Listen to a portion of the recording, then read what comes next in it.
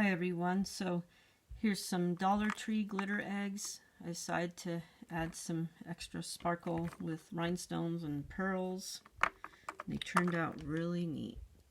And this tray is I got for $2 from the thrift store, and then these are some clear glass gems I spray painted silver and gold to add extra sparkle.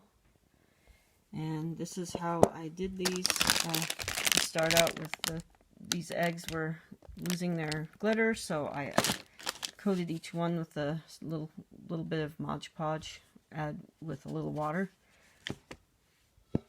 Then I add the rhinestones using Gem Tack glue by Beacon.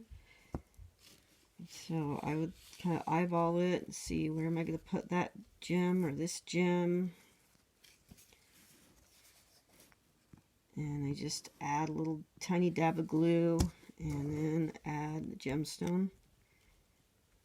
And then I look around. If I see another space, I'll add another one.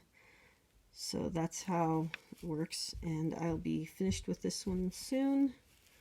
Just going to add a little more. And then